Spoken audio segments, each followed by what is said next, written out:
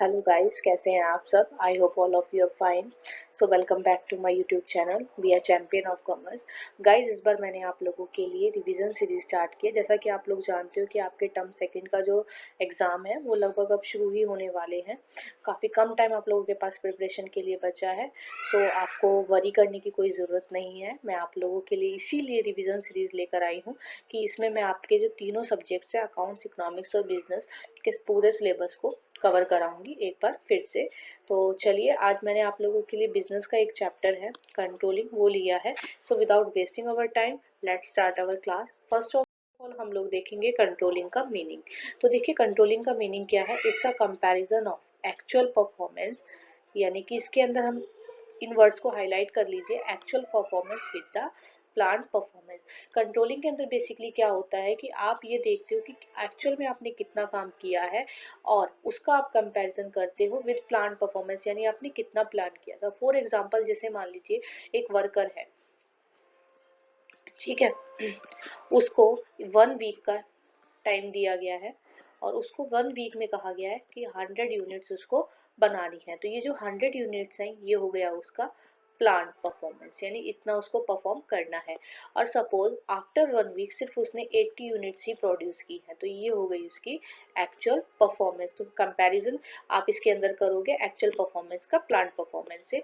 If there is any difference, अगर कोई भी डिफरेंस या डेविएशन होता है, then find the reason for such the deviation and correct measures are taken to stop the reason in future to reduce the deviation and improve the performance. तो यानी कि अगर मान लीजिए आप जब कंपैरिजन करते हो एक्चुअल परफॉर्मेंस का प्लांट परफॉर्मेंस के साथ में, और आपको किसी तरह का कोई डिफरेंस दिखाई देता है, तो जो डिफरेंस होगा या जो डेविएशन आपके होंगे, उसका रीजन आप फाइंड करोगे और इन फ्यूचर आप ये कोशिश करोगे कि फर्दर वो जो है डिफरेंसेस आपको फेस ना करने पड़े।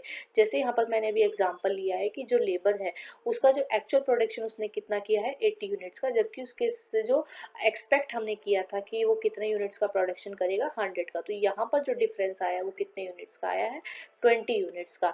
तो इस 20 यूनिट्स का जो उसने कम प्रोडक्शन किया है, इसका रीजन फाइंड आउट किया जाता है और इन फ्यूचर उसको जो है दोबारा ये चीज रिपीट ना हो, ऐसी कोशिश की जाती है इम्प्रूवमेंट के लिए। आई होप आपको कंट्रोलिंग का मीनिंग क्लियर हो गया। देन उसके बाद आता है आपका फीचर्स ऑफ कंट्रोलिंग। तो कुछ इसके फीचर्स हैं।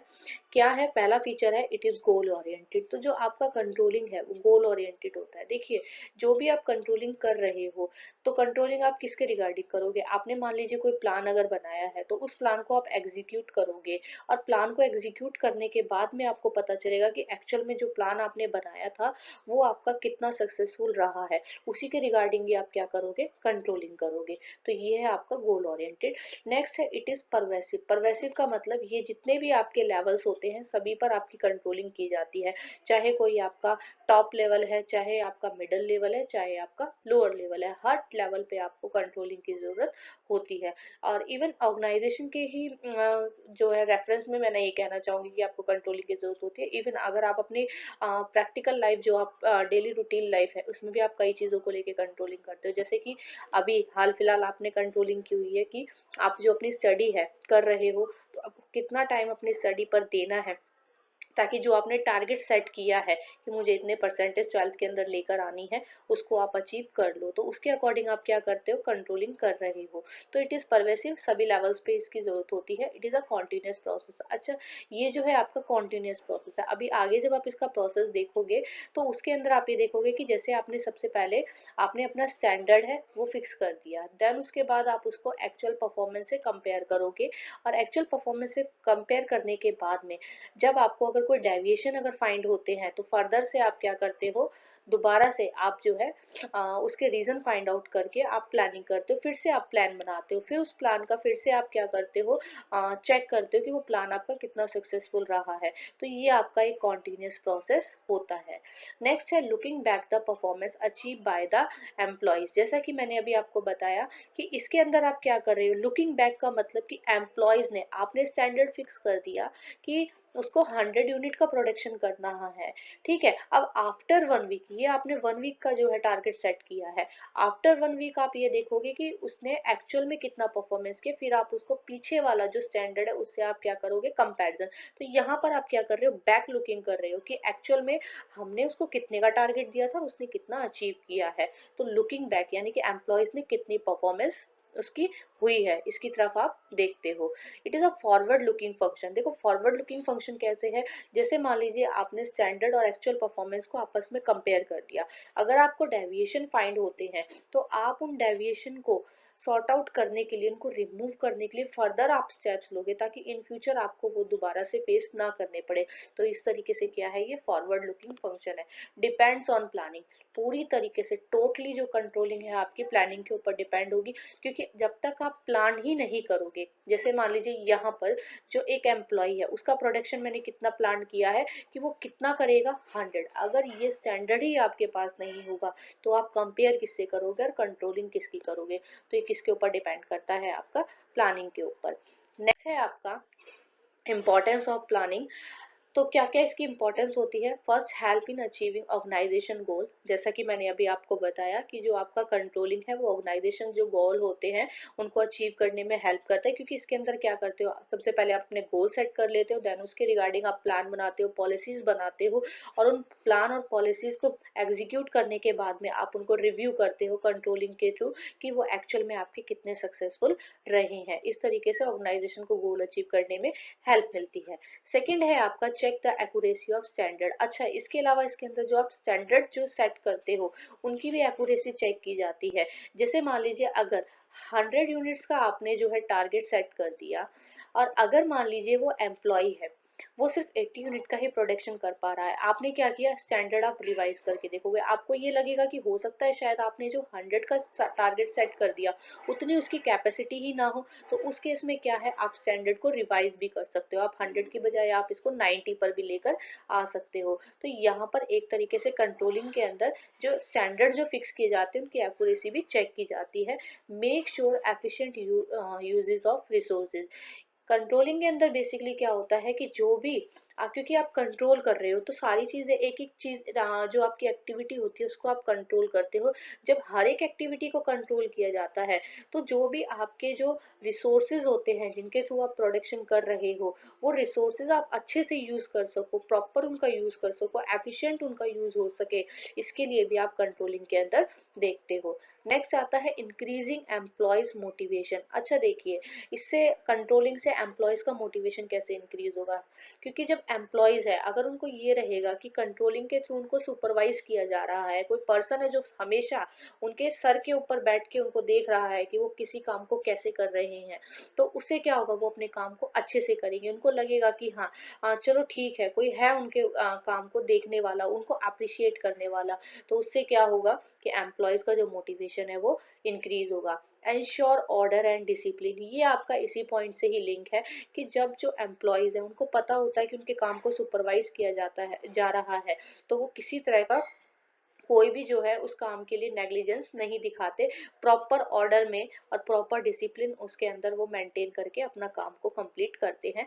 फैसिलिटेट कोऑर्डिनेशन इन एक्शन, इसके अलावा जो कंट्रोलिंग होती है उसके थ्रू जितने भी आपके डिपार्टमेंट के डिफरेंट डिफरेंट जो एक्शंस है, जो भी हर तरीके के जितने भी ऑर्गेनाइजेशन के अंदर काम जो किए जा रहे हैं उनके अंदर प्रॉपर कोऑर्डिनेशन का काम भी कौन करता है, आपका कंट्रोलिंग ही। तो नेक्स्ट जो टॉपिक है वो है आपका प्रोसेस ऑफ कंट्रोलिंग। ये इस चैप्टर का आपका लास्ट टॉपिक है और सबसे इम्पोर्टेंट टॉपिक है। तो चलिए फटाफट से इसको भी कंप्लीट कर लेते हैं।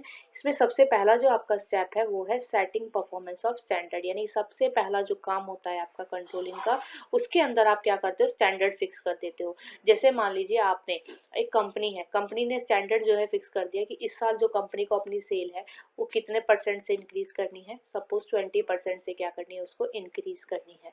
तो ये उसका क्या हो गया, स्टैंडर्ड हो गया। ठीक है, देन उसके बाद मेजरमेंट ऑफ एक्चुअल परफॉर्मेंस। अब उसके बाद कंपनी अपनी एक्चुअल परफॉर्मेंस को मेजर करेगी, कंपनी ने जितनी भी एक्टिविटीज उनको परफॉर्म किया और उसके बाद उसने पाया कि उसकी जो सेल है वो कितने परसेंट से बढ़ी है, ओनली 15% से इंक्रीज हो गई है, ये हो गई उसकी एक्चुअल परफॉर्मेंस, ठीक है।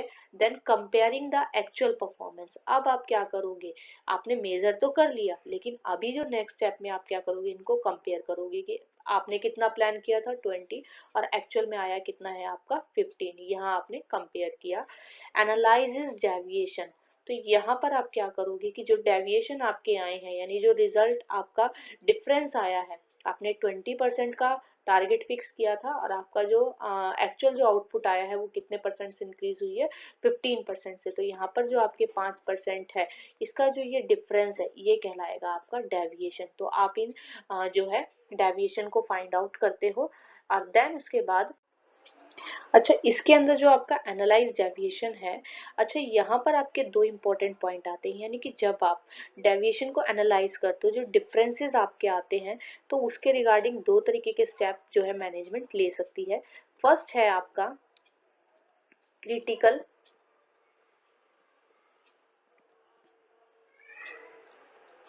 सेकंड क्रिटिकल पॉइंट कंट्रोल, और जो सेकंड पॉइंट है आपका वो है आपका मैनेजमेंट बाय एक्सेप्शन, ठीक है। अभी क्रिटिकल पॉइंट कंट्रोल क्या है, क्रिटिकल पॉइंट कंट्रोल का मतलब इसके अंदर जो एक मैनेजमेंट है वो सिर्फ और सिर्फ जो आपके की फैक्टर्स होते हैं उन्हीं के ऊपर फोकस करता है।